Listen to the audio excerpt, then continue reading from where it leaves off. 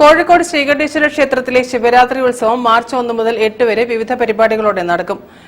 March 1-ന് രാത്രി 7 മണിക്ക് പറവൂർ രാകേഷ് തന്ത്രിയുടെയും കെ.വി. ഷിബു ശാന്തിയുടെയും കാർമ്മികത്വത്തിൽ കൊടിയേറ്റും.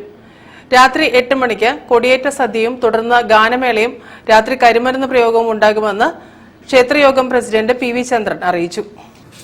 ശ്രീകണ്ഠേശ്വര ക്ഷേത്രത്തിലെ ഉത്സവ ദിനങ്ങളിൽ വിശേഷാൽ പൂജകളും ഉച്ചയ്ക്ക് അന്നദാനവും വൈകിട്ട് ഭജനയും നൃത്തവും വിവിധ പ്രാദേശിക കമ്മിറ്റികളുടെ ആഘോഷവരവുകളും എഴുന്നള്ളിപ്പും രാത്രി കലാപരിപാടികളും ഉണ്ടാകും.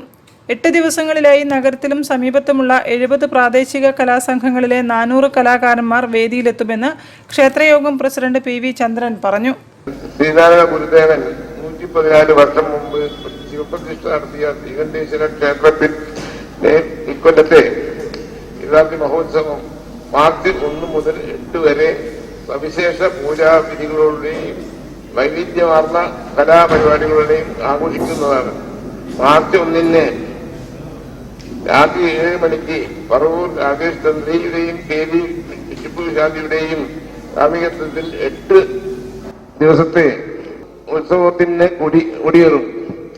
മാർച്ച് 8-ന് മഹാശിവരാത്രി ദിവസം വൈകിട്ട് 4-ന് ക്ഷേത്രയോഗം വനിതാ വിഭാഗത്തിന്റെ അക്ഷര ശ്ലോക സദസ്സ്, 5-ന് ശിവസഹസ്രനാമാർച്ചന, ശീതങ്കൻ തുള്ളൽ എന്നിവ അരങ്ങേറും.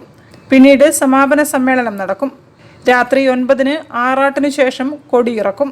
തുടർന്ന് കലാപരിപാടികൾ, ഗാനമേള, കരിമരുന്നു പ്രയോഗം എന്നിവയുമുണ്ടാകും. ക്ഷേത്രയോഗത്തിന്റെ നേതൃത്വത്തിൽ ഗജമണ്ഡപ നിർമ്മാണം, ക്ഷേത്രവളപ്പിലെ റോഡും പാർക്കിംഗ് സ്ഥലവും പൂട്ടുകട്ട പാകൽ തുടങ്ങിയ പ്രവർത്തികൾ നടത്തിയതായി പ്രസിഡന്റ് പറഞ്ഞു. News bureau, Kozhikode. വാർത്തകളിൽ ഇനി ഇടവേള.